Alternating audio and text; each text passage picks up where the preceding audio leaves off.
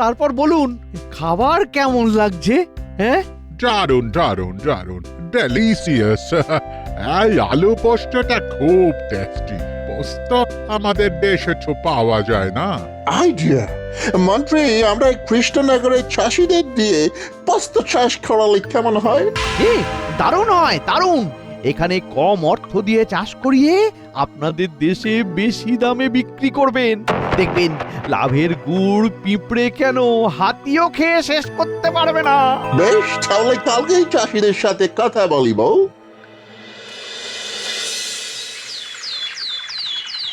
না না না, এ সম্ভব নাকি? আমার ধান জমি, কদিন পরে ফলন হবে। এখন ধান কেটে পোস্ত গাছ বসাতে পারবো না।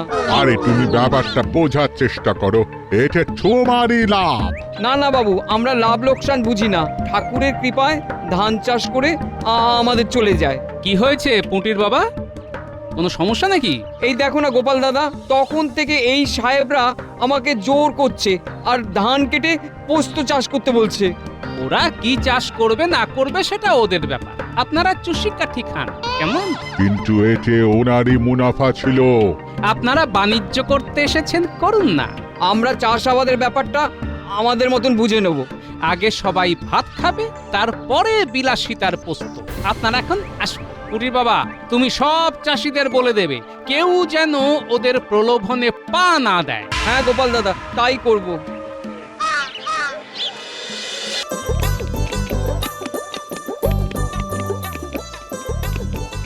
মহারাজ, এই দুজন ইংরেজ সাহেব আপনার সাথে দেখা করতে এসেছে। আরে আরে, বলুন ইংরেজ সাহেবগণ, বলুন বলুন। নবাব বাহাদুর আমাদের এই কৃষ্ণনগরের কাছেই খাঁটি গড়ার পারমিশন মানে অনুমতি দিয়েছেন। আমরা এখানে বাণিজ্য করিব, তাই আমরা ভাবিলাম আপনার সাথে একবার দেখা করিয়ে যাই। এই নিন মহারাজ কৃষ্ণচন্দ্র, আপনার জন্য সুইট উপহার। এ তো চুষিকাঠি। No, this is lollipop.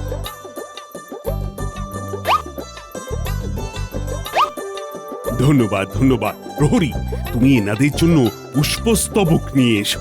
যথা আজ্ঞা মহারাজ।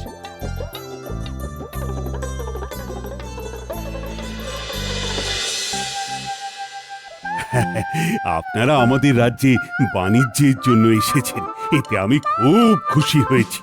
আর কোনো সমস্যা হলে বলবেন, আমি যথাসাধ্য সহযোগিতা করার চেষ্টা করব। Thank you, thank you.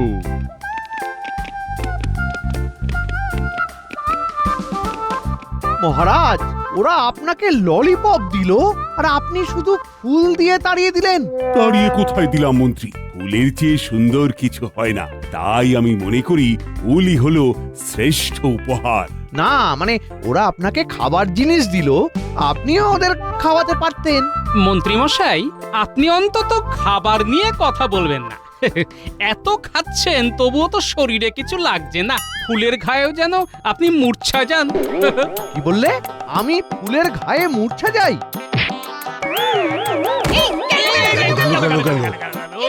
আমি দুঃখিত মন্ত্রী মশাই। আমি পড়ে গেছি। বাবা, এই মন্ত্রীমশাই তো দেখছি ফুলের গায়ে সত্যি সত্যি মূর্ছা গেলেন। এমা, ফুলের নয়, পাখার। তোমরা আবার মন্ত্রীকে নিয়ে মশকরা শুরু করলে। যাও যাও মন্ত্রী, বাড়ি গিয়ে বিশ্রাম নাও তো, যাও। উফ উফ উফ, বাবা গো, বাবা গো। আমি কি তোমার বাবা নাকি? ও গিন্নি গো, কি ব্যথা, কি ব্যথা। সব গোপালের অভিশাপ। বেটা বললো আর আমি পড়লাম। ও, সব সময় গোপাল গোপাল করো না তো। নিজের মাথার বুদ্ধি দিয়ে তো গোপালের কিছুই করতে পারোনি। তাই তো এবার আমি ইংরেজদের মাথার বুদ্ধি ধার নিচ্ছি। হ্যাঁ, আজকে ওরা আসবে আমার সাথে দেখা করতে।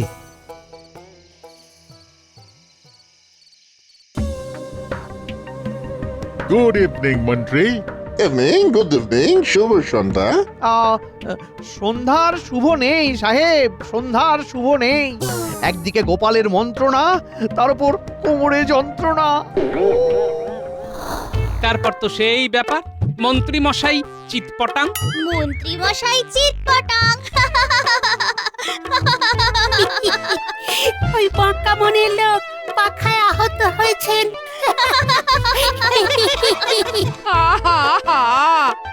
বলি সারাক্ষণ এই গুলতানি দিয়ে কাটাবে নাকি? নাতি নাতনি গুলোকে তো একটু পড়তে বসাতে পারো। এতটুকু জীবনে শান্তি নেই। হাহ, এই যা তোরা বাড়ি গিয়ে পড়তে বস গিয়ে যা। বুঝলে মন্ত্রী, একটাও চাষি পোস্ত চাষ করতে রাজি হলো না।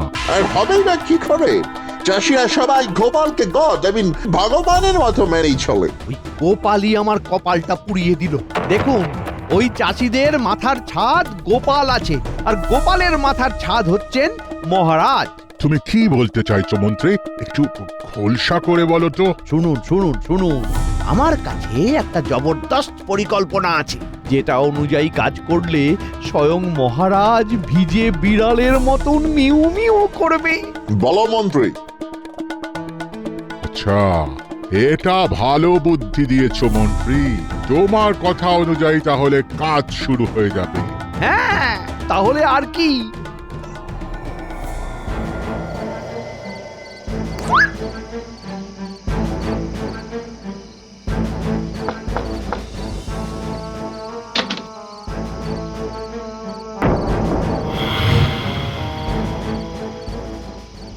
ওই গো, কে এলো? এ কি গো, কোথায় তুমি? কি গো? এই এই পুটি পুটি, ওঠ মা ওঠ, তোর বাবা কোথায় গেল বলতো?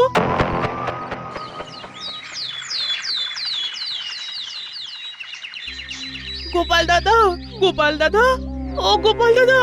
আরে পুটির মা, বলো বলো, এত হাঁপাচ্ছ কেন?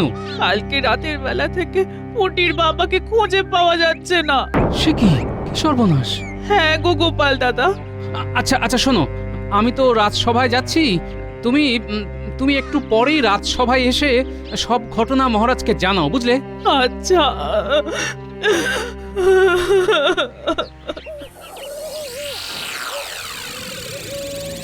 হায় হায় হায় হায় হায়, এবার আবার কি হবে? কালকে রাতের বেলা থেকে পুটির বাবাকে খুঁজে পাওয়া যাচ্ছে না। শান্ত হও পুটির মা। কি হয়েছে হঠাৎ করে? কালকে অনেক রাতে আমাদের বাড়ির দরজায় কে যেন এসে ধাক্কা দেয়। তখন ও উঠে দেখতে গেল, আর তারপর থেকেই নিখোঁজ। ঠিক আছে পুটির মা, শান্ত হও। তুমি এখন ঘরে যাও আর একটু সাবধানে থাকো। আমি দেখছি কি ব্যবস্থা নেওয়া যায়। সেনাপতি, যাও যাও, এক্ষুনি খোঁজা শুরু করো।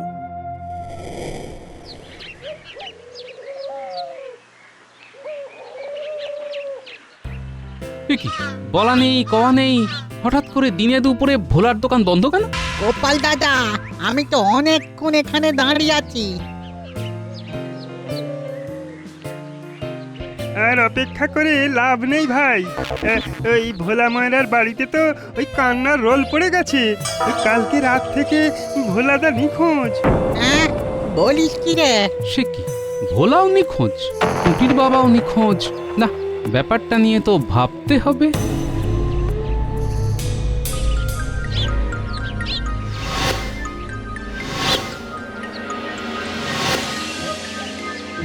আরে আরে আরে আরে আরে, তোমার কি হয়েছে বলো তো? সেই তখন থেকে চোরকির মতো গোল গোল গোল গোল ঘুরছো। সমস্যা গিন্নি, অনেক সমস্যা। বুদ্ধিটা কিছুতেই আসছে না, বুঝলে?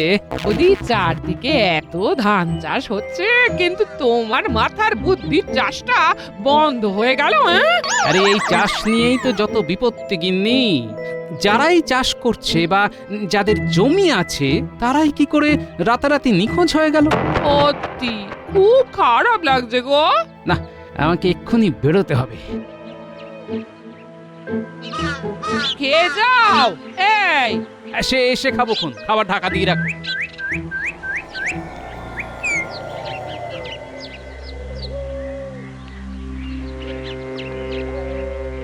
কি রে? আমার বাবাকে কিভাবে খুঁজে পাবো দাদু? শোন, তোদের কিছু কাজ করতে হবে বুঝলি। ঠিক আছে দাদু। তোদের তোদের তোদের একটু মন্ত্রী মশাইয়ের পিছনে ছায়ার মতন ঘুরতে হবে। ঠিক আছে, আমরা এক্ষুনি কাজ শুরু করে দিচ্ছি। কিন্তু কিন্তু কি? আসলে ওরা তো এখনো কিছু খায়নি, মানে আমরা কেউই কিছু খাইনি, মাও রান্না করেনি। ও এই ব্যাপার। আচ্ছা ঠিক আছে, তোরা তোরা আমার বাড়িতে চলে যা, খেয়ে দে, তারপরে বেরিয়ে পড়। আচ্ছা।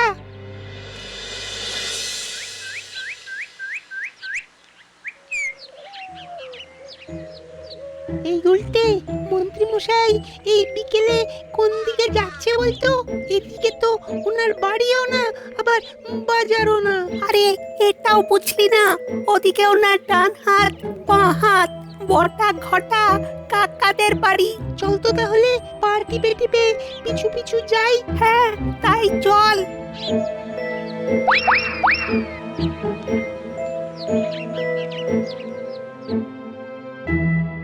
বুঝলি বটা ঘটা, অনেক কায়দা করে ইংরেজদের সাথে একটা পরিকল্পনা করলাম, কিন্তু এবার মনে হচ্ছে ব্যাপারটায় জল ভরে যাবে।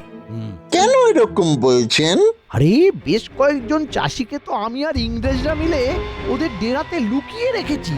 সে তো জানি, কিন্তু কেউ কি এই ব্যাপারটা জেনে গেছে নাকি? না, এখনো জানেনি, কিন্তু মহারাজ তো সেনাপতিকে বনে বাজারে খুঁজতে পাঠিয়েছেন। আরে তাতে কি, আপনি এক কাজ করুন, আপনি আজকে রাতের মধ্যেই ওদের সাবধান করে দিয়ে আসুন। আর বলুন লুকিয়ে রাখার জায়গা যেন বদলে নেয়। ব্যাস হয়ে গেল। এটা ভালো কথা বলেছিস তো। ঠিক, আমি সন্ধ্যের মধ্যেই বেরিয়ে পড়বো।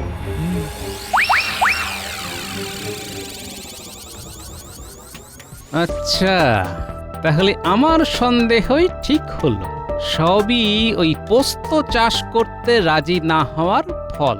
শোন, আমি একটা মতলব ফেঁড়েছি, এতে তোদের দ্বিধাও থাকবে। তার জন্যে আগে থেকে একটা চিঠি লিখতে হবে, ঠিক সময়ে ঠিক কাজ করতে হবে। আমরা তাহলে কি করব? তোরা পুরো ব্যাপারটা মহারাজকে আর সেনাপতিকে চুপি চুপি জানিয়ে রাখ, আর আমার পরিকল্পনা অনুযায়ী কাজ করতে থাক। তাহলে বলো কি তোমার পরিকল্পনা? শাবাশ, জবরদস্ত পরিকল্পনা। তোমার কথা মতন কাজ হয়ে যাবে।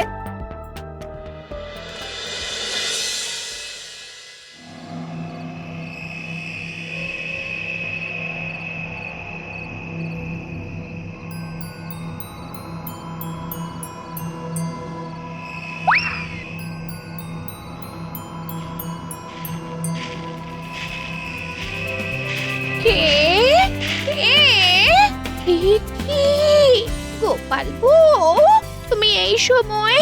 আহা, আমি কি আসতে পারি না দিদি? কিন্তু হঠাৎ করে এই সন্ধেবেলা? শুনুন না, আমার কথা, আমার জন্য একটা গয়না কিনে এনেছে। এই চলুন না, আপনাকে দেখাবো, চলুন। হ্যাঁ, আর যদি আপনার পছন্দ হয়ে যায় তখন আপনিও আপনার কর্তা ঠাকুরের কাছে বায়না করবেন। বেশ, চলো তবে।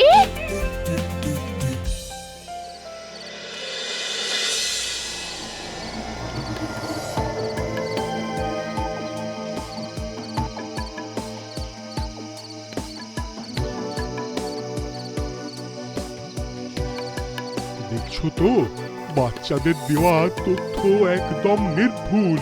হ্যাঁ হ্যাঁ, তাই তো দেখছি সেনাপতি মশাই। ওদিকেই ইংরেজদের ডেরা, আর ওদিকেই মন্ত্রী মশাই যাচ্ছেন। মন্ত্রী মশাই চলে গেলেই আমরা সদল বলে আক্রমণ করব। হ্যাঁ সেনাপতি মশাই, কিছুক্ষণ পরে আরো কয়েকজন প্রহরীও চলে আসবে। এখন শুধু দূর থেকে লক্ষ্য রাখো। বল বল, তোরা পোস্ত চাষ করবে কি না? না সাহেব, ধান কেটে পোস্ত চাষ করতে পারবো না। আমার তো সামান্য 3 বিঘা জমি, আমাকে ছেড়ে দিন। চুপ! সাহেবরা শুনুন শুনুন, আরে মহারাজ কিন্তু খোঁজ খবর করার জন্য লোক পাঠিয়ে দিয়েছেন, তাই এদেরকে আজ রাতের মধ্যেই অন্য কোথাও সরানোর ব্যবস্থা করুন। সে কি মন্ত্রী? হ্যাঁ, দরকার হলে আপনাদের দেশে এদের নিয়ে গিয়ে বিনা পয়সায় চাষ করান। এইটা তুমি ভালো বুদ্ধি দিয়েছো। এদের গোপনে জাহাজে করে আমাদের দেশে নিয়ে যাব। না আমরা যাব না। আমি এখন আসি, কেমন?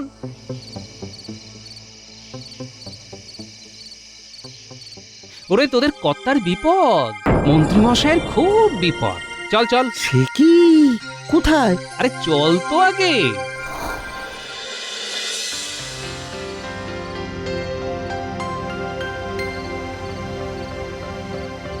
গিন্নি, ও গিন্নি, গিন্নি, আরে আরে কোথায় তুমি? কই গো, খেতে দেবে তো নাকি? এ কি, সারা বাড়ি খুঁজে পেলাম না, কোথায় গেল রে বাবা? ও গিন্নি, আরে যাই তো, যাই বটা ঘটাকে গিয়ে বলি। গিন্নি না বলে কয়ে এত রাতে কোথায় চলে গেল?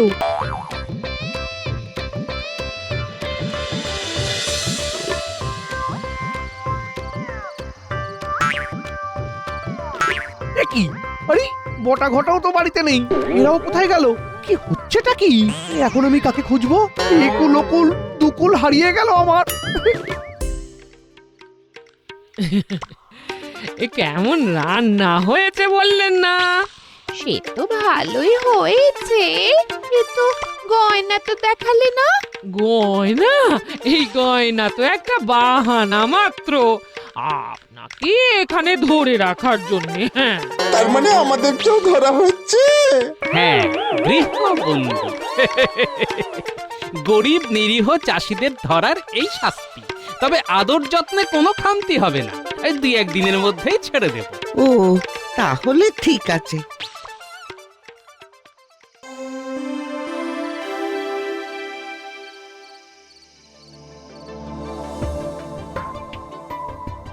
এটা কিন্তু খুব খারাপ হচ্ছে। খারাপ ভালো সব আগামীকাল সকালেই বিচার হবে।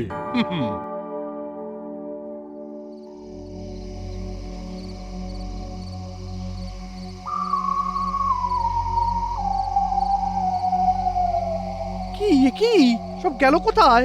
সাহেবরাও তো দেখছি চলে গেছে। আমার সাথে এটা কি হচ্ছে? আমি তো মাত্র কয়েকটা চাষিকে নিখোঁজ করেছিলাম, এখন তো দেখছি আমার কাছের লোক সবাই নিখোঁজ হয়ে যাচ্ছে। কাল সকাল হলেই মহারাজকে জানাবো। হ্যাঁ,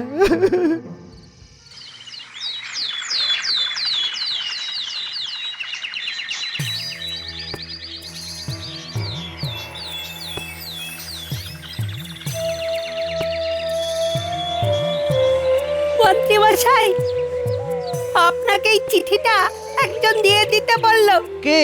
কার চিঠি?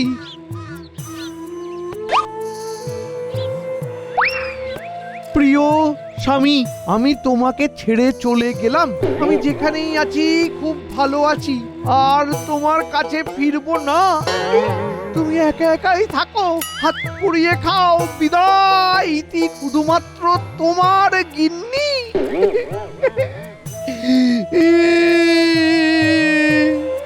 এ আমার সাথে কি হচ্ছে?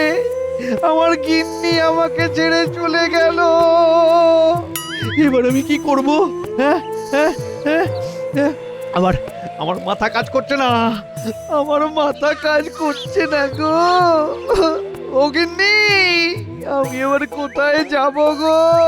হ্যাঁ, ষড়যন্ত্র, আমি এক্ষুনি অভিযোগ জানাবো। হ্যাঁ,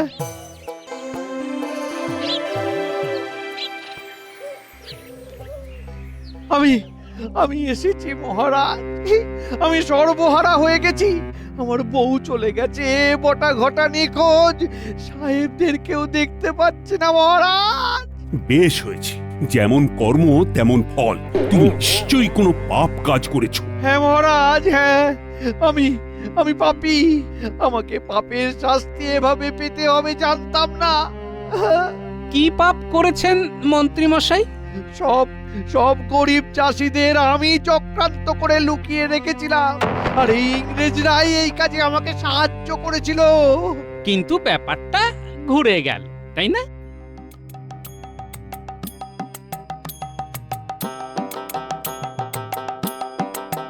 আমি আসছি টুকি। আমি কিন্তু আর ফিরবো না। ওই বাড়িতে হয় তুমি থাকবে, নইলে আমি থাকবো। ওই তো আমার বউ। চলো গিন্নি চলো, একসাথে বাড়ি চলো। না মন্ত্রী না, তুমি আর বাড়ি ফিরতে পারবে না। তুমি এক্ষুনি নিজের মুখে সব দোষ স্বীকার করেছো, তাই এখন তোমার স্থান হলো কারাগারে।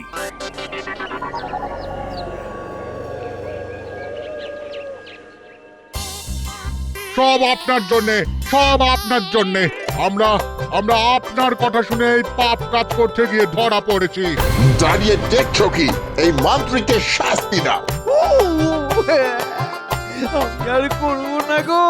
একেই বলে ফন্দির পরে ফন্দি দশা।